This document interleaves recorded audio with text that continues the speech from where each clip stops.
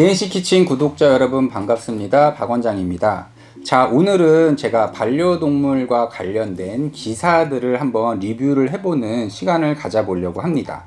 제가 이렇게 항상 저도 기사 서치를 하는데 제목이 오마이뉴스에서 나왔던 기사인데 40만원부터 8만원까지 고양이 방광염 진료비가 왜 이럴까요? 기사의 핵심은 왜 같은 고양이 방광염의 진료비가 40만원인 경우도 있고 8만원인 경우도 있고 왜 이렇게 차이가 나냐, 이게 결국은 이 기사에서 하고 싶었던 얘기인 것 같아요. 이렇게 내용들을 읽어보면 이제 공감이 가는 내용들도 실은 많이 있습니다. 솔직히 고백하자면 나는 동물병원에 가는 일이 두렵다. 반려인에게 가장 가깝고도 먼 곳이 동물병원이 아닐까 싶다. 실은 저도 이런 부분에 대한 공감을 합니다. 이게 실은 병원에 가면은 진료비가 사람 병원을 다닐 때의 진료비랑은 조금 다른 부분이 있기 때문에 당연히 이런 부분에 있어서 두려움이 있을 수 있고, 가능하면은 병원 가는 일이 없는 게 제일 중요하죠. 그거는 저도 이제 공감을 합니다. 하지만 무엇보다 두려운 과정은 따로 있다. 모든 치료와 처치가 끝난 뒤 동물병원 계산대 앞에서 초조하게 운명을 기다리는 순간이 그것이다. 이번 진료비는 얼마나 될까? 5만원일까? 50만원일까? 그러니까 이 부분은 조금 병원마다 좀 다를 수는 있겠지만, 기본적으로 진료를 보기 전에 뭐 예를 들어 오늘 뭐 무슨 검사를 좀 해봐야 될 것 같습니다 라던가 뭐 이런 부분은 응급 상황이 아니고서는 보통은 보호자분들한테 고지를 하죠. 이 말씀을 드리고 대충 오늘 비용이 어느 정도 될 것 같은데 뭐 이렇게 검사를 진행해 볼까요? 아니면은 어떻게 할까요? 라는 거를 보호자분께 보통은 물어보고 거기에 맞춰서 그 어떤 동의를 구하고 이렇게 하고서는 보통 치료가 시작이 되는 거고, 수술도 뭐 수술 비용이 대략 어느 정도 선이 나올 것 같습니다. 입원을 하게 되면 대략 입원 정도 비용이 어느 정도 될 것 같습니다라는 보통은 견적을 드리고서는 하는데 그렇지 않은 경우도 있나 봅니다. 이번 치료비는 어느 정도 준비를 해야 되는지를 알고 어떤 치료를 하거나 어떤 그 준비를 하는 데 있어서 필요한 과정이기 때문에 그런 부분들은 좀 저는 사전에 미리 말씀을 드리고 하는 게 맞다라는 생각이 좀 듭니다.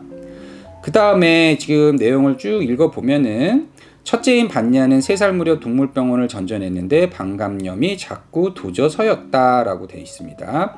보통 그 남자 고양이의 운명과도 같은 질환이 고양이 하부 요로계 FIC라고 하는 질환이라고 말씀드렸습니다. 이게 특별한 이유가 있는 게 아니고 어떤 스트레스나 아니면은 그 오줌을 싸는 그 리터박스의 어떤 환경적인 여러 가지 요인들에 의해서 이게 자꾸 재발이 되는 겁니다. 이게 자꾸. 그래서 이게 남자아이들은 특히 이제 약간 예민한 친구들은 이 질환이 엄청나게 많이 나와요.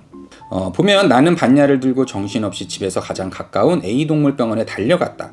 병명은 특발성 방광염이라 했다. 진료비로 40만원을 결제했다.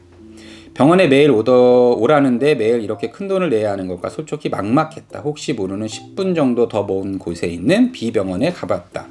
내 경험상 병원을 옮기면 처음부터 진단에 필요한 검사는 다시 해야 되는 경우가 많았다. 일단 여기에서 동물병원들은 서로 검사 결과를 공유하지 않았다. 뭐 이제 과거에는 어떨지 모르겠는데 요즘은 다른 데서 병원에서 이제 환자가 이제 그 트랜스퍼가 되거나 이렇게 되는 경우에는 검사 자료를 요청을 하면 당연히 검사 자료를 보내줍니다. 그리고 뭐 방금 한 피 검사를 뭐 다시 하고 이렇게 하는 경우는 실은 거의 없죠. 다만 이제 초음파나 이런 검사 같은 경우에는 직접적으로 초음파를 보는 선생님들, 그 다음에 포음파의 장비 이런 거에 따라서 그 검사 결과가 달라질 수 있기 때문에 보통 이 라이브하게 뭔가를 체크를 해야 되는 경우는 중복 검사가 이루어질 수 있지만, 뭔가 이렇게 데이터로 나와 있는 자료는 이렇게 병원을 옮겼다고 해서 무조건 다 다시 하고 잘 하지 않습니다. 반냐는 B병원에서도 방광염 진단을 받았다. 다른 게 있다면 진료비였다. 두 번째 병원에서 받아든 영수 중에는 8만원이 찍혀 있었다. 검사에 어떤 차이가 있는지 잘 모르겠지만 초진이었고 같은 진단으로 두 병원의 진료가 이렇게 다르다니 믿을 수가 없었다. 네, 충분히 일반 보호자분들이 느끼기엔 그럴 수도 있습니다. 이게 왜 그러냐면은 이 방광염이라고 하는 게, 이 특발성 방광염이라고 하는 게, 이게 방광염이 있는지 없는지에 대해서는 실은 문진만 해봐도 알 수 있어요. 남자 고양인데 오줌을 잘 못 산다. 그리고 화장실을 들락날락 거리는데 오줌을 잘 못 싸요. 그러면은 그거만으로도 실은 특발성 방광염인 걸 알 수 있습니다.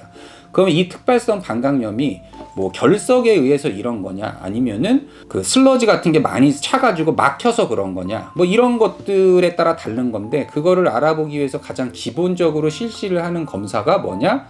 그쵸, 엑스레이 찍어보고 필요에 따라서 초음파를 보는 거, 요게 가장 기본이 되는 검사입니다. 그러면 이렇게만 검사를 하면 아마 뭐 엑스레이만 찍거나 하면은 뭐 8만 원 정도의 비용이 나올 수 있겠죠.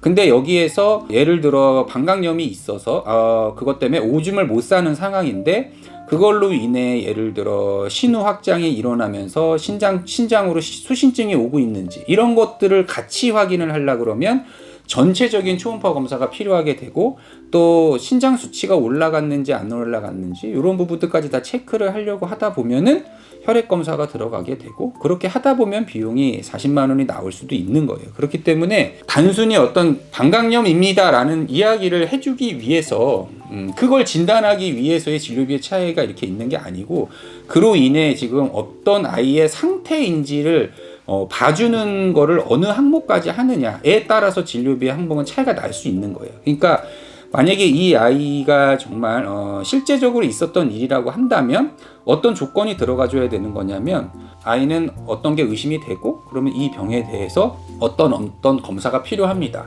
이 검사는 왜 필요하고, 이 검사는 왜 필요하고, 뭐 이런 거에 대한 설명들을 하고 동의를 하는 부분에 대한 검사들을 같이 진행을 하거나 하면 이런 오해들이 조금 줄어들 수 있을 것 같은데, 그렇지 못해서 이런 식으로 이렇게 느끼고 이런 식의 기사가 올라오고 하는 거라고 저는 느껴지거든요. 병원에서 진료비를 사전에 이렇게 대충 어느 정도가 나오는지 얘기를 안 하고 하는 것도 당연히 어떤 개선이 돼야 되는 부분이라고 생각을 하고, 뭐 같은 질병에 있어서 진료비가 뭐 한쪽은 얼마가 나고 한쪽은 얼마가 나고, 그거는 그 어떤 검사를 어떻게 하느냐, 아이의 상태가 어떠냐에 따라서 그걸 바라보고 있는 관점이 달라지는 거라, 비용이 많이 나오는 병원이 되게 진료를 못하고 나쁜 병원이고, 비용이 적게 나오는 병원이 진료를 잘하고 좋은 병원이라고 이렇게 이분법적으로 나눌 수 있는 거는 저는 아니라고 생각을 합니다.